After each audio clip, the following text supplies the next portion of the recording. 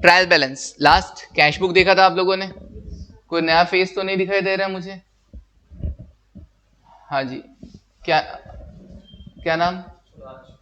सुधांशु, वो तो ऑनलाइन था ना, ठीक है। युवराज देखा, ये भी ऑनलाइन था, कम आता, अब आ जाना, ठीक है। क्रिश तुम आज ही आए हो, ओके, पहले ऑनलाइन भी नहीं लिया था, कहाँ थे?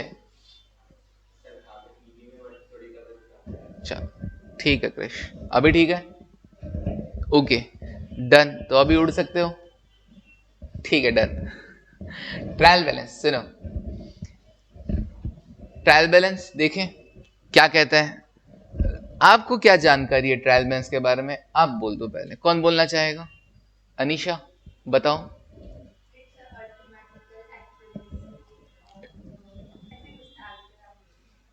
इट्स अरिथमेटिकल एक्यूरेसी, ये खुद अरिथमेटिकल एक्यूरेसी थोड़ी ना है, ओके ये प्रेजेंट करता है अरिथमेटिकल एक्यूरेसी। और क्या याद आ रहा है तुमको इसके बारे में?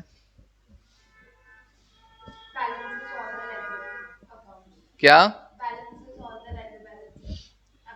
ओके बैलेंसेस, मतलब इसमें it shows all ledger balances, ठीक है। और क्या याद आ रहा है?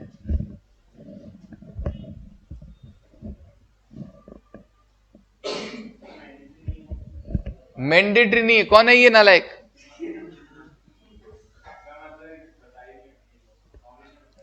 अच्छा बिल्कुल मैंडेटरी तो नहीं है, लेकिन it helps in preparing final account. इसके बिना फाइनल अकाउंट बनाना बड़ा टिपिकल हो जाएगा। आप डायरेक्टली लेजर बैलेंसेस से फाइनल अकाउंट बनाने गए, ट्रेडिंग पेंडल बैलेंस शीट, तो बार बार ऐसे लेजर के देखना पड़ेगा कि नहीं देखना पड़ेगा, बार बार उठा उठा के उनके बैलेंसेस चेक करने पड़ेंगे कि नहीं पड़ेंगे, कितना काम बढ़ जाएगा। इससे बढ़िया उन सारे बैलेंसेस की क्या कर लो, एक लिस्ट तैयार कर लो, उस लिस्ट से क्या होगा, ट्रेडिंग पेंडल बैलेंस शीट बनाना आसान होगा। जब भी तुम लोगों ने वो फाइनल अकाउंट वाले क्वेश्चन कभी किए होंगे 11th वगैरह में, हमेशा ट्रायल बैलेंस दिया हुआ होता था कि नहीं दिया होता था?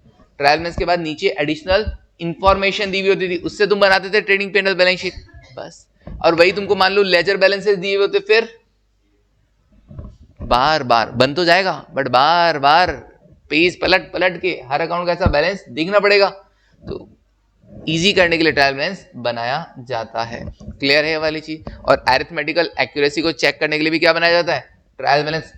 Total of debit is equals to total of credit. क्या ट्रायल बैलेंस का मैच हो जाना 100% एक्यूरेसी शो करता है अपने को? नहीं करता, क्योंकि कुछ ऐसी गलतियां भी होती है जो फिर भी छिपी भी रह जाती है। जैसे अनीशा की जगह निशा लिख दिया, तो गलती हो गई कि नहीं हो गई, लेकिन ये ट्रायल बैलेंस डिस्क्लोज नहीं करेगा। मान लो डेबिट में 500 की जगह 5000 कर दिया, क्रेडिट में भी 500 की जगह 5000 कर दिया, तो ये भी गलती ट्रायल बैलेंस डिस्क्लोज नहीं करेगा। समझ में आता है? तो फिर भी कुछ गलतियां ऐसी रह जाती हैं जो ट्रायल बैलेंस से हमें पता नहीं चलती है। तो चलो वन बाय वन देखते हैं आखिर ट्रायल बैलेंस होता क्या है। Sir it is a list of debit and credit balances, it is a list of debit and credit balances which are extracted from various ledger accounts। अलग अलग lizards जो आपने बनाए थे कल तक, उनके बैलेंसेस के थ्रू बनाया जाता है ट्रायल बैलेंस। पूरी लिस्ट लिख दी जाती है, जितने भी अकाउंट्स तुमने बनाए उन सारों की लिस्ट लिख दी जाएगी, उनके बैलेंसेस लिख दिए जाएंगे। सर कैसे? ऐसे format of trial balance. Trial balance of जिस भी कंपनी का नाम, कंपनी का नाम ये लो अनीशा लिमिटेड, एज ऑन बनेगा या फॉर द ईयर एंडेड बनेगा? लिखा हुआ है फिर भी for the year ended. Sir ये चक्कर क्या है एज ऑन या फॉर द ईयर एंडेड का? किसी पर्टिकुलर डेट को अगर बनाया जा रहा है तो एज ऑन, और पूरे साल भर के लिए बनाया जा रहा है तो for the year ended. Sir समझ में नहीं आता, ये पूरे साल भर का तो बनाते हैं, बट ये बैलेंसेस शो करते हैं ना, किसी पर्टिकुलर डेट को बैलेंसेस जो भी शो करेगा वो एज ऑन। जैसे ये और बैलेंस शीट, बैलेंस शीट भी क्या करता है, उस पर्टिकुलर डेट को जिस दिन हम बैलेंस शीट बना रहे हैं उस दिन उन अकाउंट्स के बैलेंसेस ही तो शो कर रही है, इसलिए वो एज ऑन है। ट्रेडिंग अकाउंट क्या बनेगा? फॉर द ईयर एंडेड, पूरे साल भर में परचेज कितना हुआ, पूरे साल भर में सेल्स कितना हुआ, पूरे साल भर में पीएनएल में खर्चे कितने हुए, पूरे साल भर में तुमने कमाया कितना, वो सारा आता है कि नहीं आता? बिल्कुल। तो वो आते हैं फॉर द ईयर एंडेड या फॉर द, अच्छा क्वार्टरली बना रहे हो तो फॉर द क्वार्टर एंडेड, 6 महीने से बना रहे हो तो for the half year ended, ऐसा कुछ भी हो सकता है, फॉर द डेट एंडेड, इस दिन तक का बना रहे हो, समझ रहे हो क्या? पक्का भूलोगे तो नहीं ना? अभी अभी भूले तो फिर वापस कोई मौका नहीं मिलेगा, कोई नहीं पढ़ाएगा तुमको, ये अंतिम मौका है ये सब फंडामेंटल्स पढ़ने का, उसके बाद कोई नहीं पढ़ाने वाला, समझा क्या? फाइनल में जब तुम आओगे तब हम बड़ी बड़ी बातें करेंगे, एसएफएम पढ़ेंगे, सीएफआर पढ़ेंगे, सीएफआर अकाउंट ही होता है, लेकिन ये बेसिक अकाउंटिंग कोई नहीं बताएगा, ठीक है ना? चलिए आगे देखो सर, अब बैलेंसेस आएंगे तो जितने भी लेजर हैं, बहुत सारे ना, Ram Shyam Mohan Sohan, purchase sales salary rent discount allowed discount receive commission, बहुत सारे होते हैं। उन सब में मैंने कहा या तो वो एसेट होंगी या वो लाइबिलिटी होगा या वो कैपिटल होगा, या वो एक्सपेंसेस होंगे या वो इनकम्स होंगी, उससे ज्यादा तो नहीं होगा ना। ओके सर, यार ज्यादा ज्यादा ड्रॉइंग्स हो जाएगा, 6 आइटम के अलावा 7वां आइटम तुमको वहां पे नहीं मिलता है। अब अगर कोई एसेट है, कोई बिल्डिंग है, फर्नीचर है, मशीनरी है, उन सब के बैलेंसेस कौन से होंगे? डेबिट की क्रेडिट? सर एसेट्स के बैलेंसेस क्या होंगे?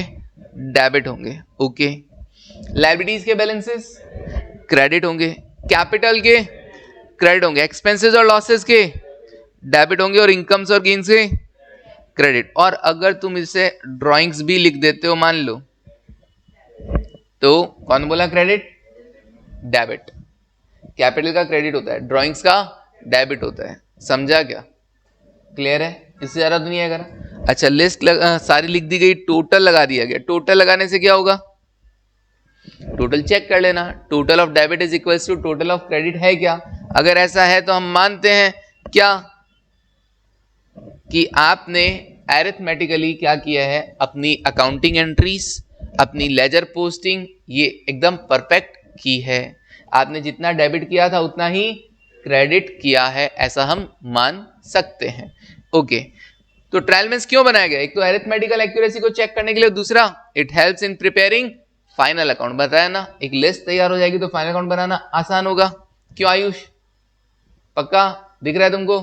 अच्छा, ऐसे इतना अजीब नहीं लगता, ऐसा टेढ़ा दिखता, सा इधर जगह खाली पड़ी है, लग रहा है अजीब लग रहा है?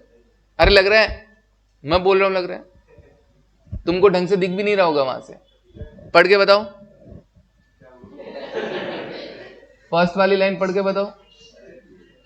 नहीं दिख रहा ना तुमको ढंग से? मैं बोला था आजा बीच में आजा। हाँ चलो उठो उठो फटाफट से, हाँ इधर आ जाओ, ये भरत के पास। अरे आ जाओ, कल से आओगे? कल करे जो आज कर, आज करे सो अभी। हाँ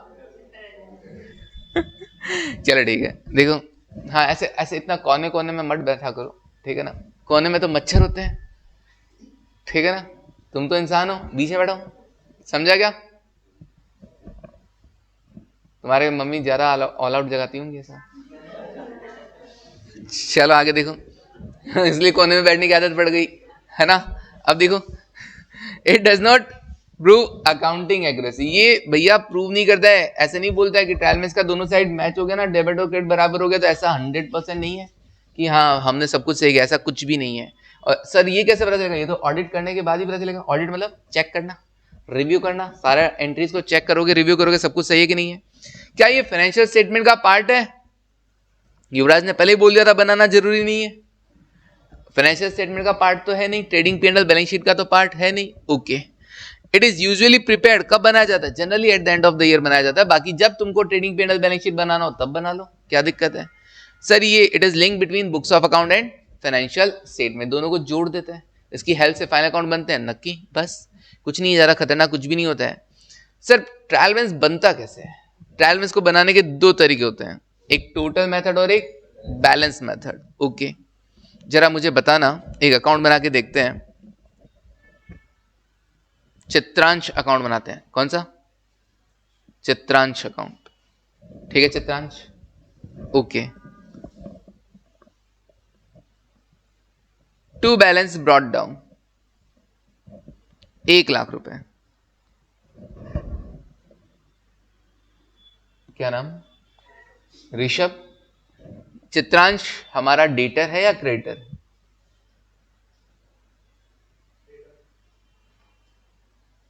हर्षित, आयशी, विनीत, मैं तो दोस्त का साथ दूंगा। क्यों है ये डेटर विनीत?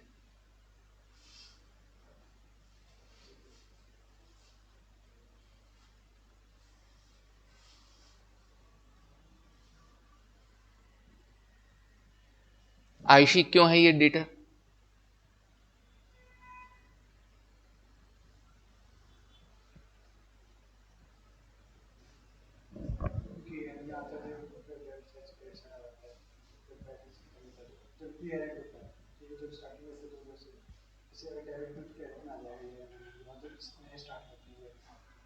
सर सिंपल सा है ना, डेबिट साइड में लिखा है डेबिट बैलेंस है, और डेबिट बैलेंस तो डेटर का ही होता है, क्रेडिटर का नहीं होता है। क्रेडिटर के तो क्रेडिट बैलेंसेस होंगे ना।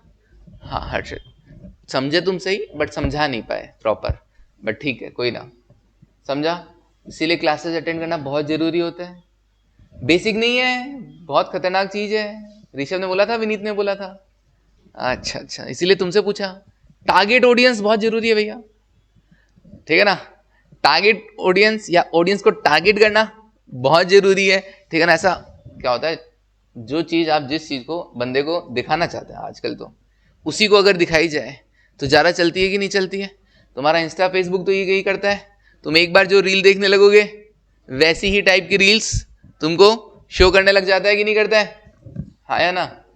बस मैं भी वैसे काम करता हूँ, ठीक है। To balance brought down. चलो आगे बढ़ते हैं। खैर ये तो एक अलग चीज था।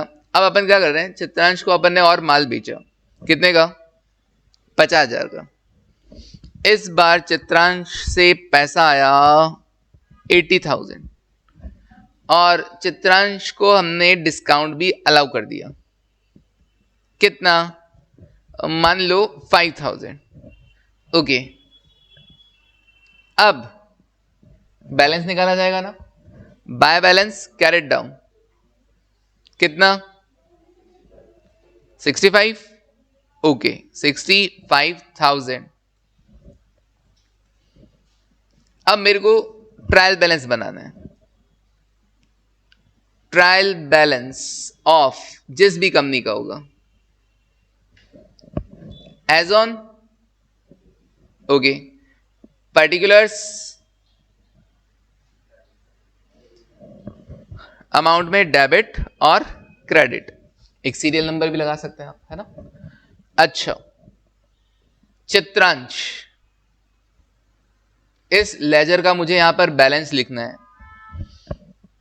कितना लिखूं? 65,000। किधर लिखूं? डेबिट कॉलम में। इसलिए पता होना जरूरी ना कि डेबिट बैलेंस है कि क्रेडिट बैलेंस है। बाय बैलेंस कैरेट डाउन जो हर्षित बोल रहा था, क्रेडिट हो जाता है, क्रेडिट हो जाता है, बाद में आगे जाके डेबिट हो जाता है, ये वही चीज है। क्लोजिंग बैलेंस है बाय बैलेंस कैरेट डाउन, आगे जाके क्या बन जाता है? To balance brought down. तो ये डेबिट बैलेंस है, जो साइड ज्यादा वही बैलेंस। डेबिट में कितना एंट्री मारा हुआ है? 1,50,000। क्रेडिट में केवल 85,000। तो नेट डेबिट बचेगा कि नहीं बचेगा? बिल्कुल बचेगा। नेट डेबिट कितना? 65,000। ओके, समझे क्या न्यू स्टूडेंट? डेमो आगे आ जाओ। हाँ ये अनु के पास बैठ जाओ। अनु बैग खा ले।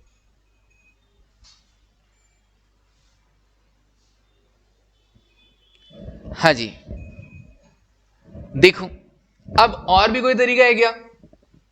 और भी कोई तरीका है क्या चित्रांश को दिखाने का, चित्रांश को चित्रित करने का? बोलो, और कोई तरीका? यही तरीका है? तो ये टोटल मेथड है या बैलेंस मेथड है? सर ये है ना बैलेंस मेथड के अकॉर्डिंग है। तो टोटल मेथड के अकॉर्डिंग कैसे आएगा? टोटल मेथड के अकॉर्डिंग कैसे आएगा? उसमें चित्रांश में क्या लिखा जाएगा? बोलो, टोटल अमाउंट लिखा जाएगा। बताओ कौन से कॉलम में लिखूं, कितना लिखूं? डेबिट में कितना लिखूं? 1.5 लाख लिख देता हूं। अच्छा जी 1.5 लाख, और बस? नहीं नहीं, अच्छा क्रेडिट में कितना? 80,000 और 85,000 लिख दूं क्रेडिट में? बिल्कुल करेक्ट। 85,000। जो आपने पोस्टिंग किया है, जो वैल्यूज है, जो ट्रांजेक्शन है, तो डेबिट में कितने रुपीस के ट्रांजेक्शन थे? 1.5 लाख रुपए के, और क्रेडिट में कितने हैं? 85,000 के। तो अपने को क्या करना है? टोटल मेथड में क्या होगा आयुष? डेबिट में जितनी वैल्यूज हैं और क्रेडिट में वैल्यूज हैं उनका टोटल करके डेबिट और क्रेडिट कॉलम दोनों में लिख दिया जाएगा। डेबिट में भी लिखा जाएगा और क्रेडिट में भी। हालांकि इतना ज्यादा चलता नहीं है, बट पढ़ने को पढ़ लो, ठीक है ना। चलता कौन सा है? Balance method. ये टोटल मेथड है। टोटल मेथड में क्या होगा सर? डेबिट और क्रेडिट दोनों लिखे जाएंगे, दोनों का टोटल लिख दिया जाएगा बिना बैलेंस निकाले। बिना बैलेंस निकाले, बैलेंस नहीं निकालेंगे, 65,000 बैलेंस नहीं निकालेंगे, उससे पहले जितना भी आ रहा है वो लिख दिया जाएगा। क्लियर है ये वाली चीज?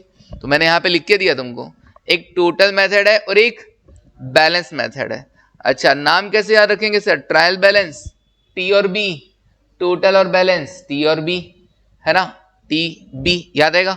बिल्कुल। बैलेंस मेथड में तुम क्या करते हो? बैलेंस ऑफ एन अकाउंट, किसी भी अकाउंट का बैलेंस, चाहे डेबिट या क्रेडिट, होगा तो एक ही ना, या तो डेबिट बैलेंस होगा या क्रेडिट बैलेंस होगा, is return in the debit और क्रेडिट कॉलम रेस्पेक्टिवली। या तो डेबिट कॉलम में लिखा जाएगा या क्रेडिट कॉलम में लिखा जाएगा। जैसे चित्रांश का डेबिट बैलेंस था तो हमने डेबिट कॉलम में लिखा कि नहीं लिखा था? बिल्कुल सर, हमने डेबिट कॉलम में लिखा था। ओके, तो बैलेंस मेथड में या तो डेबिट बैलेंस होगा या क्रेडिट बैलेंस होगा, तो या तो डेबिट कॉलम में लिखा जाएगा या क्रेडिट कॉलम में लिखा जाएगा। वहीं टोटल मेथड में क्या किया जाएगा? Total of debit side and credit side of an account is return in the debit and credit column. Debit में भी लिखा जाएगा और क्रेडिट में भी लिखा जाएगा। एंड और का फर्क है, गौर फरमाइएगा जरा, ठीक है ना, डेबिट और क्रेडिट। ओके, तो डेबिट में भी लिखना था और क्रेडिट में भी लिखना था। तो हमने क्या किया? चित्रांश की जो डेबिट वैल्यूज थी 1,50,000 थी और क्रेडिट वैल्यूज कितनी थी? 85,000। तो हमने डेबिट का डेबिट में लिख दिया, क्रेडिट का क्रेडिट में लिख दिया। नेट तो वही बचेगा ना। एक बात बताओ, तुम 1.5 लाख डेबिट में लिख रहे हो, 85,000 क्रेडिट में लिख रहे हो, नेट तो वही बचेगा ना, कितना? 65,000। ठीक है युवराज? ओके, डन है? हाँ सर, डन है। जरा ये बताओ फिर, प्रत्यक्ष ट्रायल बैलेंस बनाओगे तो प्रत्यक्ष जब लिखोगे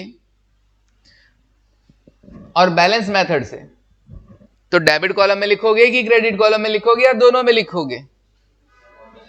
बैलेंस मेथड केवल डेबिट कॉलम में लिखा जाएगा, डेबिट बैलेंस है।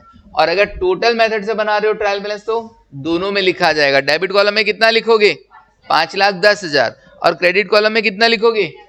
4,10,000। ओके, कुछ और बोला क्या? नहीं ना, ठीक है, समझा क्या? पक्का? ठीक है जी, आगे बढ़ते हैं। सर कभी कभार होता है कि ट्रायल बैलेंस मैच नहीं होता है, तो ट्रायल बैलेंस मैच नहीं होता है तो कौन सा अकाउंट ओपन किया जाता है? सस्पेंस अकाउंट ओपन किया जाता है। मेरा क्वेश्चन वंशिका, मान लो जब हम ट्रायल बैलेंस बना रहे थे ये वाला, तो हमारा डेबिट कॉलम कम पड़ गया, डेबिट कॉलम का टोटल कम पड़ गया क्रेडिट कॉलम से, तो आप क्या करोगे? सस्पेंस किधर लिखोगे, डेबिट में कि क्रेडिट में? हाँ, debit column is, total of debit column is less then total of credit column, तो आप सस्पेंस अकाउंट क्या करेंगे? डेबिट करेंगे कि क्रेडिट करेंगे? डेबिट करेंगे? श्योर?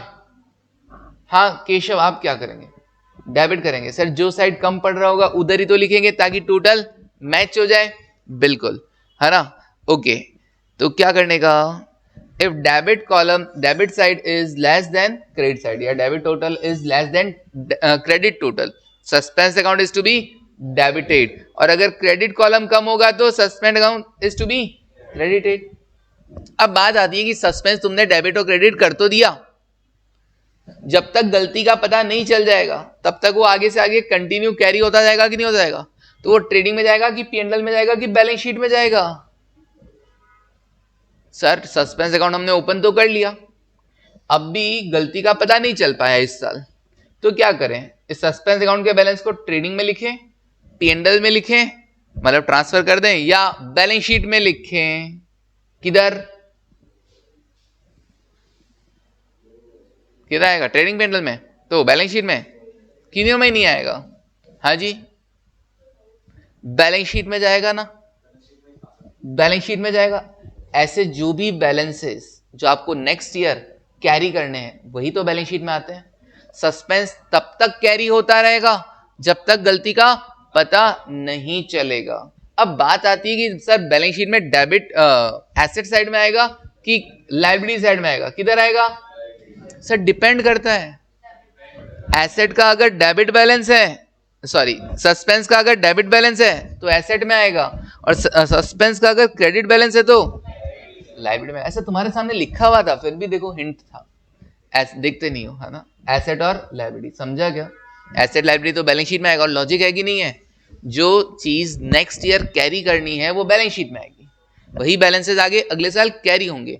अब बात आती है कि एसेट में आएगा कि लायबिलिटी में, तो डिपेंड करता है सस्पेंस डेबिट हो रहा है कि credit. Debit balances are shown in asset side and credit balances are shown in liability side. समझा क्या? पक्का? ओके सर, आगे बढ़ते हैं। अब बात आती है कि सस्पेंस रियल होता है कि पर्सनल होता है कि नॉमिनल? तीनों। क्यों भाई? वो तो सस्पेंस है ना, कुछ भी हो सकता है, रियल, पर्सनल और नॉमिनल। तो any of the above, option D आएगा, एनी ऑफ द अबव। कर पाएंगे क्या? यहां तक याद आएगा क्या? चलो अब बात आती है क्लोजिंग स्टॉक। एक बात बताओ, ट्रायल बैलेंस में क्लोजिंग स्टॉक किधर दिखाते हो तुम लोग? ऐसे ट्रायल बैलेंस में बेटा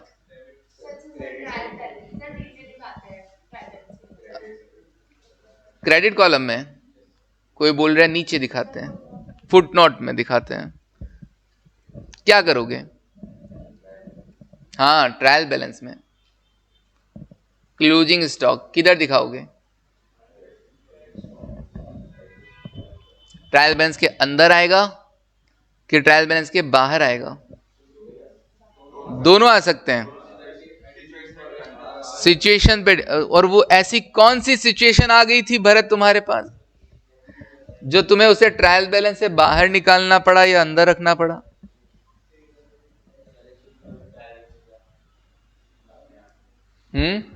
याद नहीं आ रहा। ट्रायल बैलेंस में जितने भी बैलेंस होंगे, हाँ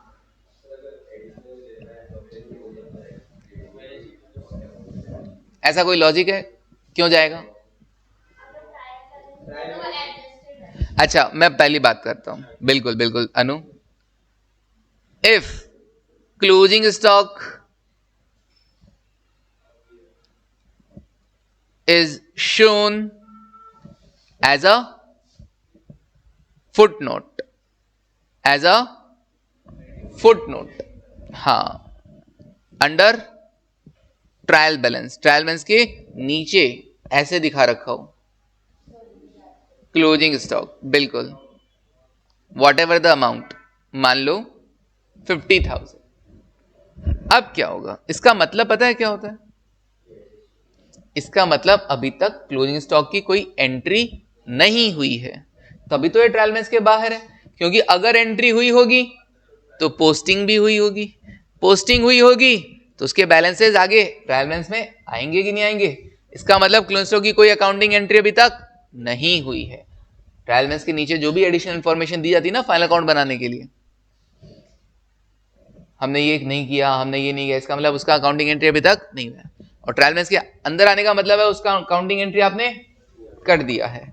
ओके, तो क्लोजिंग स्टॉक अभी तक एंट्री नहीं हुआ है। अभी एंट्री नहीं होगा तो किधर होगा सबसे पहले एंट्री? सर हम जब ट्रेडिंग अकाउंट बनाते हैं ना, ट्रेडिंग अकाउंट, उसमें क्रेडिट साइड में दिखाते हैं ना बाय सेल्स और बाय क्लोजिंग स्टॉक, यहीं पर इसकी सबसे फर्स्ट टाइम एंट्री होता है बाय क्लोजिंग स्टॉक। एंट्री क्या बना पता है? एंट्री क्या होगा? बोला ना ऐसा, राइट टू लेफ्ट चलता है account. Closing stock account debit to trading account, closing stock account debit to trading account, पहली एंट्री हो गई। क्लोजिंग स्टॉक क्या हो रहा है? डेबिट हो रहा है to trading account, trading account credit हो रहा है। समझे ना, इस चीज को समझते हो ना? क्लोजिंग स्टॉक तो डेबिट हो रहा है, ट्रेडिंग अकाउंट क्या हो रहा है? क्रेडिट हो रहा है। अब फिर बैलेंस शीट बनाओगे क्या? क्या बैलेंस शीट में क्लोजिंग स्टॉक आएगा क्या? किधर वाली साइड आएगा? एसेट साइड आएगा कि लायबिलिटी साइड? ये लायबिलिटी है, ये एसेट है। एसेट साइड आने का कोई खास रीजन? पहली बात तो सर स्टॉक हमारी क्लियरली एसेट है। दूसरा, एंट्री वाइज अगर हम बताएं तो डेबिट हुआ है कि नहीं हुआ है? डेबिट हुआ है तो डेबिट बैलेंसेस किधर जाते हैं? एसेट में। समझा क्या? पक्का? और यही क्लोजिंग स्टॉक अगर ट्रायल बैलेंस के अंदर होता, if closing stock is on the face of trial balance, मतलब ट्रायल बैलेंस के अंदर होता, तो क्या होता? इसका मतलब क्लोजिंग स्टॉक की एंट्री हो चुकी है। ओके, तो वो एंट्री क्या हुई होगी, कोई बता सकता है?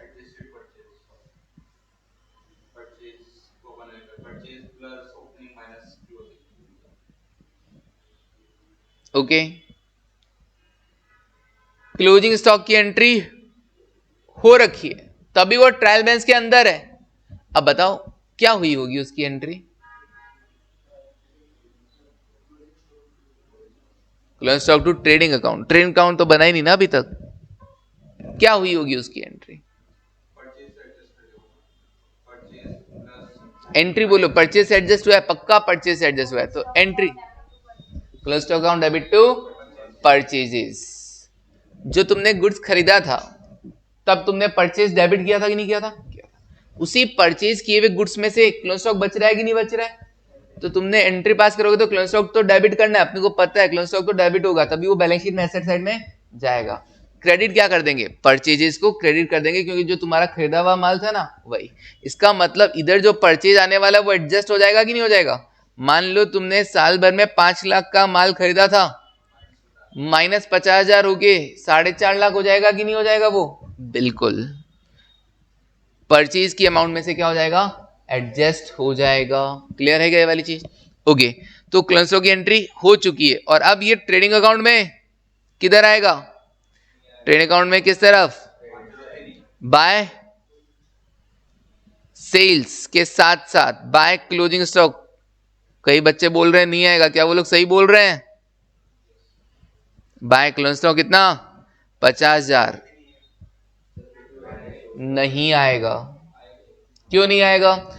ऑलरेडी एंट्री कर चुके हैं ना, closing stock account debit to purchases, तो अभी नहीं आएगा। अभी अगर तुमने इधर लिख दिया ना डबल हो जाएगा।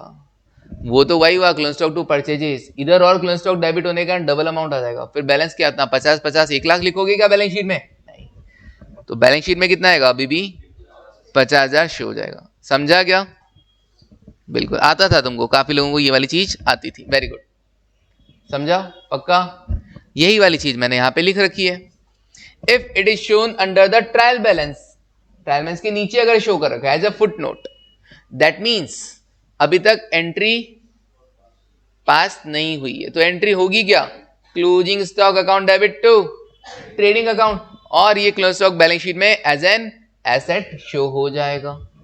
और अगर दूसरा तरीका, if it is shown in trial balance, अगर ट्रायल बैलेंस के अंदर शो करते हो, इसका मतलब एंट्री क्या हो गई है? ऑलरेडी एंट्री पास हो चुकी है। एंट्री क्या हुई होगी? Closing stock account debit to purchases account. तो अब क्या ये ट्रेडिंग अकाउंट में शो होगा? नहीं होगा, केवल और केवल किधर शो होगा? बैलेंस शीट में शो होगा। समझे क्या? पक्का? कई लोगों को नहीं पता होगा तो पता चल गया अभी तो। Okay sir. हाँ,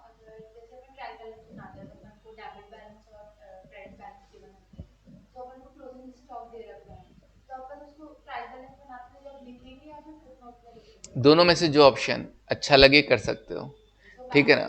हाँ, अपने आप बैलेंस हो जाएगा। कैसे बैलेंस होगा वो सुनो। जब आप ट्रेडिंग अकाउंट बनाओगे, अगर आप उसको एज अ फुटनोट दिखाते हो, एज अ फुटनोट दिखाते हो, तो ट्रेडिंग अकाउंट कैसा बनेगा देखना। मान लेते हैं तुम्हारा ओपनिंग स्टॉक था नील, मान लेते हैं आपका ओपनिंग स्टॉक था नील। परचेजेस कितनी थी ड्यूरिंग द ईयर? 5 लाख की परचेजेस थी, 5 लाख की परचेजेस थी। तुमने कोई एडजस्ट नहीं किया क्लोजिंग स्टॉक को, अभी तक नहीं किया ना, क्योंकि क्लोजिंग स्टॉक को तुमने एज अ फुटनोट शो किया है। 5 लाख की परचेजेस थी। मान लेते हैं तुम्हारी सेल्स कितनी थी? बाय सेल्स 6 लाख की मान लेते हैं। एक काम करते हैं, 6,20,000 की मान लेते हैं। ओके, क्लोजिंग स्टॉक इधर दिखाना है कि नहीं दिखाना है? हाँ सर दिखाना है, क्योंकि अगर closing stock under the trial balance as a footnote show हो रहा है तो ट्रेडिंग अकाउंट में आएगा 50,000 और तुम्हारा जीपी कितना, ग्रॉस प्रॉफिट 6,70,000 माइनस 5 लाख, 1,70,000 का जीपी आएगा। और अगर दूसरा तरीका, अगर तुम क्लोजिंग स्टॉक को ट्रायल बैलेंस के अंदर दिखा देते हो तो इससे क्या होगा, इससे तुम्हारा परचेज का वैल्यू कम हो जाएगा कि नहीं हो जाएगा? परचेज 5 लाख में से 50,000 लेस होने के बाद बचेगा कितना, सिर्फ 4.5 लाख बचेगा। तो अभी जब तुम ट्रेडिंग अकाउंट बनाओगे, तुम्हारा ओपनिंग स्टॉक क्या रखा तुमने, निल। तुम्हारी परचेजेस अब कितनी आएंगी, 4,50,000, क्योंकि परचेज का बैलेंस कम कर दिया गया है। और बाय सेल्स कितना था तुम्हारा, 6,20,000। बाय क्लोजिंग स्टॉक कितना था सर?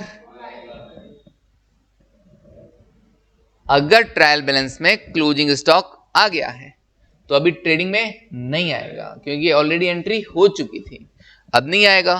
तो अभी देखो जीपी कितना आ रहा है, 170 ही आ रहा है क्या? अपने आप मैच हो जाएगा कि नहीं हो जाएगा? अपने आप हो जाएगा। उधर भी 170 था, इधर भी 170 है, डन है क्या? अगर क्लोजिंग स्टॉक लिख दिया तो गड़बड़ा जाएगा मामला। तो अगर ऑलरेडी एंट्री हो चुकी है, अगर ट्रायल बैलेंस में आ चुका है तो अभी ट्रेडिंग में नहीं आएगा, डन है ना? चलो क्लियर है पक्का से? ठीक है विनीत, डन। छोटी छोटी बचपन की वाली चीजें बता रहे हैं। रेक्टिफिकेशन ऑफ एरर जब आएगा ना तब रजिस्टर में लिखवाऊंगा, आने ही वाला है। ट्रायल बैलेंस हो गया, अब क्या होगा, अब एक और चैप्टर बस कैपिटल और रेवेन्यू, उसके बाद रेक्टिफिकेशन ऑफ एरर। तो रजिस्टर तैयार रखें आप, रेक्टिफिकेशन ऑफ एरर लिख कर करेंगे, ठीक है? और नोट्स में क्वेश्चंस दे रखे हैं, वो क्वेश्चन भी रजिस्टर में लिख कर सॉल्व करेंगे, ठीक है? ये तो चुन्नू मुन्नू चीजें थी ना जो तुमने पहाड़ सी बना रखी है खुद के लिए, अभी तो बस उसको डिस्कस किया, बस उसके प्रिंट्स दे देंगे, उसके बाद रेक्टिफिकेशन ऑफ एरर पूरा लिखवाएंगे तुमको, ठीक है? चलो ओके। हालांकि है तो उसके भी नोट्स, बट ठीक है लिख लेना, जिससे क्या होगा और याद होगा। हाँ आगे बढ़े क्या? बिल्कुल सर। अब बात आती है एक अलग, थोड़ा सा हटके, ट्रायल बैलेंस तो हो गया, चलो कोई ना। अब बात आती है कि क्लोजिंग स्टॉक को वैल्यू कैसे किया जाए। क्लोजिंग स्टॉक को कैसे वैल्यू करते हो? कभी तुमने सुना है should be valued at cost और NRV whichever is lower? सुना है ना ये लाइन? एनआरवी क्या होता है? Net realisable value. तो इसको स्टॉक को हमेशा कम पे क्यों वैल्यू किया जाता है? Very good Bharat, because of concept of prudence.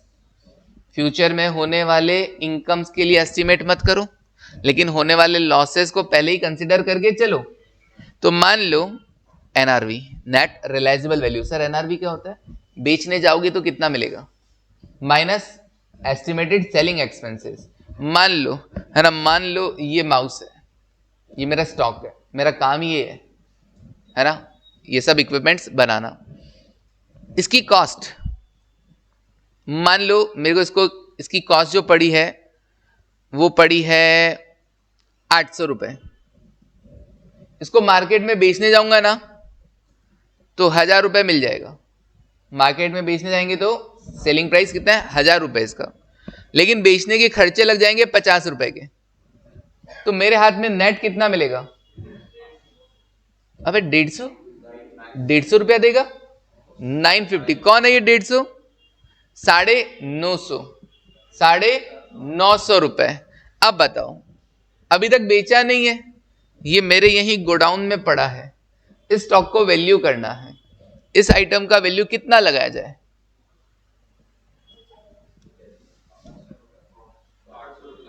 800 या 950? आप कुछ और बोल रहे हो? हाँ 800। ये कैसे आया? नहीं, या तो इसकी कॉस्ट 800 रुपए या इसका एनआरवी। बेचने जाएंगे तो कितना मिल जाएगा, 950। 1,000 में बेचोगे, 50 का खर्चा लग जाएगा, नेट हाथ में आएगा 950, विच एवर इज लोअर। तो 800 या 950? सर 800। हमें इसको कितने पे वैल्यू करना है? 800 पे वैल्यू करना है। यही अगर दूसरा केस होता, केस बी, इसकी कॉस्ट होती 800, लेकिन इसको मार्केट में बेचने जाएंगे ना तो मिलेगा कितना, 800, लेकिन बेचने के खर्चे 50, तो नेट हाथ में कितना आएगा, 750। अभी इसको कितने पे वैल्यू करना चाहिए, 750 पे वैल्यू करना चाहिए, whichever is lower, whichever is lower. Okay जी, डन है। क्यों सर, जितना कम पे शो करोगे ट्रेडिंग अकाउंट में बाय क्लोजिंग स्टॉक उतना कम आएगा कि नहीं आएगा, और बाय क्लोजिंग स्टॉक जितना कम आएगा तो तुम्हारा जीपी भी उतना कम आएगा कि नहीं आएगा, आएगा। समझा क्या? तो हम हमारे प्रॉफिट्स को कम से कम दिखाना चाहते हैं, प्रॉफिट्स को कम से कम दिखाना चाहते हैं। अगर मैं इस केस में 950 पे दिखा देता स्टॉक को, तो वो जीपी में भी इफेक्ट डालता कि नहीं डालता, डालता। तो फालतू में प्रॉफिट को बढ़ा के दिखा रहा हूं कि नहीं दिखा रहा, जब तक अकाउंट कहता है जब तक रियलाइज नहीं हो जाए तब तक आप उसे प्रॉफिट कंसिडर मत करो। तो आप 950 पे नहीं, आप 800 पे दिखाओ। इस वाले केस में अगर मैं 800 और 750 जगह मैं कहता हूं नहीं, मैं तो स्टॉक को कॉस्ट पे दिखाऊंगा 800, तुम्हारा दिल जानता है उसको बेचने जाओगे तब भी 800 नहीं मिलेगा, नेट हाथ में कितना आएगा, 750। तो तुम फालतू में 800 पे क्यों दिखा रहे हो? 800 पे दिखाओगे तो 50 रुपए से स्टॉक बढ़ा के दिखाओगे तो 50 रुपए से जीपी बढ़ावा आएगा कि नहीं आएगा?